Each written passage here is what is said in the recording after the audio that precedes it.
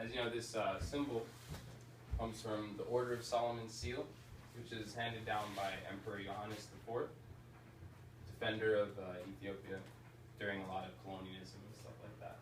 So we've taken, this is actually the breastplate variant. This is when they put it on the person's chest. So we've taken this version because it has the rays of, like, you know, pretty much the sun or heaven's glory coming throughout it. Now, I want to get into, you know, why I want to emphasize wearing normal clothes when getting into self-defense and stuff like that, which is, you're out at a bar, you're out somewhere like that, this is pretty much what you're going to be wearing. You know, it's winter, you know, stuff like that. I don't have the scarf on because, you know, if I'm going somewhere where I think is kind of shady or something like that, or a concert or something like that, waiting in line, you don't want to have, you know, a scarf. You know, especially, you know, the self-defense area, someone will grab it and hit you. But it's important to understand that ethics and self-defense and law all play together. So, for instance, if I shove Yoni, right, if I just come up and I shove him like this, he cannot then come back on me and decide that he's going to start kicking in my leg and elbowing me and doing uppercuts and all this kinds of stuff. It's not how it works. There's people everywhere. they're just gonna record it with their cell phones. And now there you guys are, you know, on WORLDSTAR Hip Hop, you know, beating someone's face in for shoving you. And the cops actually do get in touch with people after that. So you don't want to be caught up in all that. So I talk about WORLDSTAR, like I'm always saying, you know, WORLDSTAR Hip Hop, because this is a very early introduction into self-defense concepts and stuff like that. So I don't want to get into, like, you know, talking about overly complicated things about lanes and angles and all this stuff, especially since so many people aren't here. You know, there's a lot of people who, you know, we can meet up with once the holiday season has, like, you know, slowed down. So one of the things that I want to get into is that there's 3 types of overall violence that you can come into contact with, and most of these don't have anything to do with what I like to call the fight of agreeance, where, you know, Yoni puts up a stance, right, like he gets up like that, and then here I am in my stance, and, you know, we want to fight, right? That is not a normal self-defense situation. That is 2 idiots agreeing to fight, and everyone watching it, putting online, once again, putting on WORLDSTAR Hip Hop. So what is more likely to happen is I'm talking with him, I don't like what he's saying. Maybe, you know, I decide to cut in line, and maybe he's coming back on me about it. So I'm just going to sucker punch him. You see? Where is that in any kind of self-defense, you know, karate or, you know, even boxing, something that is very legitimate? In that moment, it's going to be very hard to use boxing to help you if you haven't already thought about this type of situation, right? So we have to either A, deal with it in the moment. So throw up your hand, the sucker punch. So you can either go in and find some way to deal with it, but know that he's going to come at you just as much, because we're this close, we're both going to be hurting each other, okay? So in a surprise attack, there's also the bear maul, you know, where they're throwing all their arms everywhere, these kinds of things. It's going to surprise you, right? So come forward with the attack. So already now I'm moving out here. Now that doesn't mean that I've taken him down. What that means is I bought myself some time. Now, for instance, you've been taking boxing. So throw out the sucker punch again. Now, if I'm back here, now you're ready to do your boxing. It's up to him. Does he want to continue his attack? It's not the best idea, but he still might do it, but you can use your techniques at that point. Now, I said I was going to, you know, explain more in WORLDSTAR Hip Hop terms. So there's some patterns that I've been seeing on these videos, you know, and one of them is that it looks like these guys have no idea how to fight, right? It looks easy to fight them. You know, there's guys, you know, doing the gangster lean like this, so they're coming in like this, right? This looks stupid, you know? Or you've got the guy who's just slapping everywhere. You got the over-enthusiastic guy, he's just bouncing. You got this dude who looks like he's pulling a lawnmower. Like, you know, I'm serious. Like, you can go on for days. You know, this all looks hilarious. You know, there's the bowler, I like to call him, where he got his hand like this. He just like, you know what I mean? So, what we have, this, and it just looks stupid. But I tell you, these guys can knock you out because they're not playing fair. They're not. So, one of them is talking to you like this, and here we go, right now, right in this situation. What is he going to do? There are things he can do. So, same thing. He can decide that he's going to stay here and take the blow and start using his elbowing techniques, you know, attack him, put a foot through his knee, something like that. But staying there, you know, come at me with all the attack. So staying here, right? Staying here is not fun. It can be done. It can be done. But it's not a good time, you know? So, move a little bit. So, I want you to come at me now with the longer, just sustained attacks, right? So now, by coming out here and moving through here, you can continue it, and he's exposing himself, okay? Now, all I want to do is really get into the footwork. So, come through again. Now I want to be out here. The reason I want to keep trying to move this out here is because I want to fight in his weaker area. You're not going to exactly get a hold and start going like this, but by moving to the other side, the weaker side of him is open. So, for instance, if I throw out an attack, if he makes it to this side, his life is a lot easier. True, I can keep trying to come around him, but he can also keep going back there. Positioning is everything. It's all that really matters with this. Not so much the techniques. The techniques are important. For instance, you don't want to be using just the hand. You know, with the fist, the clenched fist, it's going to hurt your hands a lot. So, if he was to come in and I'm dealing with stuff here, and I want to get in somehow, I'm going to use this kind of technique, right? Now, as you can see, in some of this, when I decide to really stay in there with him and fight, you can see that there's going to be points where he might get a hit on me. Unfortunately, that is the sad reality of how this works. The issue is that if you're going to stay in with somebody and completely trade, you know, blows and stuff like that, you're both going to be getting hit, you know? So it's important to try to get yourself out of it. So now we have, for instance, the sucker punch. So throw the sucker punch. So we move. Now I have distance. The fight can continue, but he's lost the element of surprise. That's not there anymore. So, okay. Now, I want you to just do a punch, but I want you to stay open just so I can explain places to hit.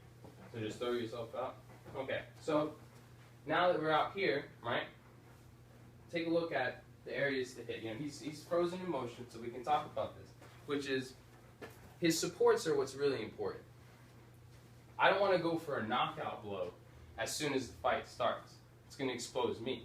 So what I would rather do is, while trying to deal with all the array of attacks that he can be throwing out at me and trying to keep myself safe, I want to get into a position where I can counterattack and keep my balance, but destroy maybe his balance. You know, all these different array of attacks that come out, a lot of them have to do with the legs, okay? I'm not just going to knock this guy out. This is a human being. He doesn't want to get knocked out. He's going to work really hard not to be knocked out, okay? All right, so bang your stand. So now you can turn it into a fight of the greens. So barrel through again, with just barrel all that. Now I'm out here. Now I can come in with a much more thought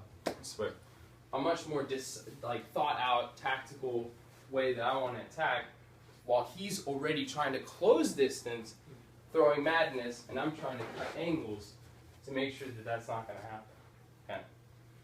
So with leg kicking, it's important that we not try to kick from too far away. Okay. You can throw a kick out to make him think that things are not going to work out. That's fine. But don't get married to any kind of kicks. So for instance, just throw out just a random hand. I can throw a foot like that just to make him go, wait. That second can help me cut out here so I can come back and attack much harder. Notice I'm not talking too much, once again, about the actual moves that I want to use. Because when adrenaline hits, and you know it really hits the fan, right? You're going to lose what's called fine motor skills. And now we're just using gross motor skills. Once that happens, it's much harder to do this kind of thing, and pretty much all you've got is, you know, at best, you might shove an uppercut in there or something like that. So we want either like the palm strikes, right, or they call chin jabs, right, the ear strike, and then you can either close with the elbow. Obviously, what's he doing about it, right? Well, I actually don't know. I have no idea. That is the essence of self-defense. The whole point is that you have no idea what's going to happen, and you're just defending off of it once it explodes out on you. So we're talking, you know, we're in line or whatever, I'm beating a dick, and all of a sudden, here I come, I'm throwing blows, stuff like this. What should he have done? Bounce out to a diagonal, let me continue some more, and cut. If he's really confident in it, right, just throw it straight. So now I'm very confident about the situation because he just did what I asked him to do. He threw out a straight, I knew he was going to throw out a straight. So I move out here, and now I can just do what has to be done. It's not about like, you know, oh, well I need to use this technique or this technique. It's more like, I'm out here, he's screwed, I'm going to just attack because I'm in an adrenalized state. Unfortunately, I'm not going to be able to do the moves that I wanted to do. So, when, alright, put your hands back on. If we're in a fight for greens though, right here, I advise that you start getting out of it. You start just finding your ways out. Because, unfortunately, the only thing you're defending is your pride. So, what use is of that really once people, you know, record that, put on, you know, WORLDSTAR Hip Hop. So, the main things that we have to avoid is one, being surprised, but not having a game plan. So, the main game plan that you need is A, am I defending myself from the actual immediate attack? So just throw up one hand. Okay, I defended myself against that attack and I got out. I didn't try anything complicated because I'm going to lose fine motor skills, right? So I'm going to show now the shirt grab because this is another common thing that kind of happens. So what I want you to do is I want you to grab this part of my laptop. Okay, cool. So now, what will happen is someone will bum rush you with strength. You know, they're holding on to you and they're pushing into you. I'm like, whoa, right? Now, you can go for the arm, but you don't want to spend too much time on it. It's cool to grab it, but you don't want to get into too much stuff, you know, trying to do this and that, because he's just going to start losing his mind. Like, you know, he's just going to start laying into me. So what I want to do is this, and then just attack, do whatever I can do. Because as soon as these attacks start coming in, they're going to be worth their weight in gold, because it's going to be hard for him to think about throwing it straight when I've already hit him with 2 elbows, and the leg is coming up to go in there, right? Now, you can also add a little bit of an attack to the arm, just to, you know, surprise him and then go back into that. But the idea here is I don't want to spend too much time on this arm. He has a whole array of attacks coming, and I can't move him. I can't do the, you know, the different foot maneuvers that I want to do that I've been talking about, you know, cutting angles and what have you. He's gonna grab his shirt. So, most of all, what I want to get into with all this is just that, very simply, do you know that you're about to be attacked? Now that, I can't explain just, you know, in this few minutes that we're talking. That will take time to show you the signs. Somebody being shady and trying to get close to you, even though there's no reason for them. You don't know this person. And they want to get very close to you. You know, they want to, you know, talk with you and be like, you know, oh, you know, you got the time and stuff like that. You know, they're talking or whatever, and now something's been pulled out on you, and you're like, oh shit. So that we're going to have to get into another time. It's going to take a long time to figure that out. But what I want to say is that the only times that you guys are legally allowed to really rain down destruction on somebody is in that short instance where they decided to attack you. That very short, once I'm just throwing all this, you're allowed to do whatever you got to do. The thing is that they don't want to make that easy for you. Your opponent is not going to make that easy, because that's what you wouldn't be doing this. So he's going to surprise you with a blast attack, and you're going to have to defend and really try and make sure that you yourself have not been put out. Because everyone's already been looking into techniques, you know, boxing, kickboxing, jiu-jitsu. Like, everyone's been looking into stuff. So what I'm trying to explain is your awareness and making sure you don't get caught off guard. Once you've, you know, guarded yourself or made sure that you've gotten to an angle and you're okay, that's when all the other techniques come in. The karate, the boxing, the Muay Thai, all of that stuff that everyone's been working on, that comes into play if you're not laying on the ground knocked out by the asshole who decided to surprise you. You know what I'm saying?